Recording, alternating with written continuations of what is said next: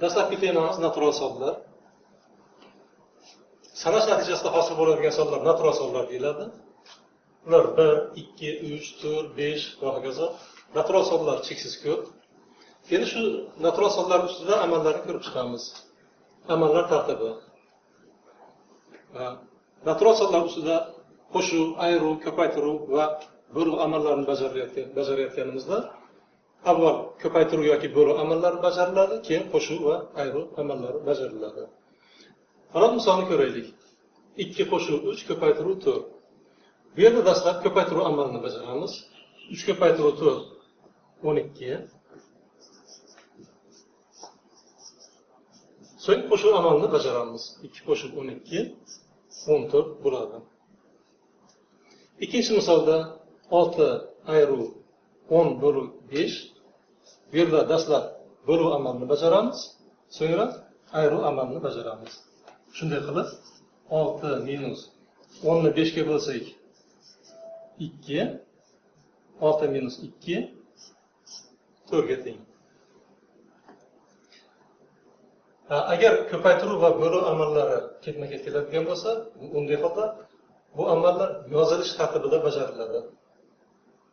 Masalan, mana bu misolda dastlab bo'luv amalini bajaramiz, so'ngra ko'paytiruv amalini bajaramiz.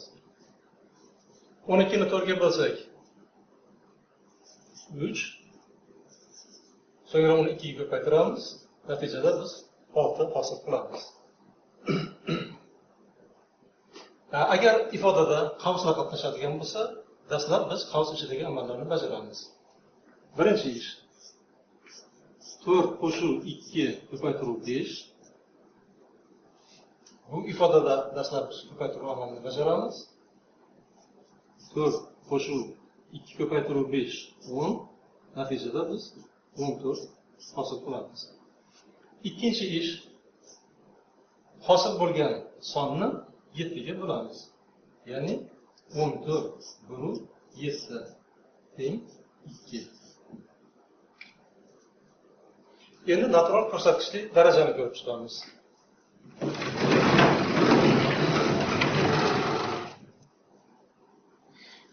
3 ning kvadrati. Bu degani 3 ko'paytiruv 3. Ya'ni 9 ga teng. 2 ning 3-darajasi. Ikkinchi misol 2 ning 3-darajasi. Bu degani 2 ko'paytiruv 2 ko'paytiruv 2. 2 ning 3-darajasi, 3-daraja 3 ta 2. Endi buni hisoblashimiz mumkin. 2 ko'paytiruv 2 4. So'ngra uni 2 ga ko'paytiramiz. Natijada biz 8 hosil qilamiz. Shunday qilib 2 ning 3-darajasi 8 ga teng ekan. 4 ning 3-darajasi bu 4 ko'paytiruv 4 ko'paytiruv 4 ga teng. 4 ko'paytiruv 4 16. Ko'paytiruv 4 teng 64. Shunday qilib 4 ning 3-darajasi 64 bo'ladi. 2 ning 4-darajasi 2 ko'paytiruv 2 ko'paytiruv 2 ko'paytiruv 2 ga teng. Dastlabki 2 ta 2 ni ko'paytirsak 4 hosil bo'ladi. Keyingi 2 ta 2 ni ko'paytirsak yana 4 hosil bo'ladi. Ularning ko'paytmasi 16 bo'ladi.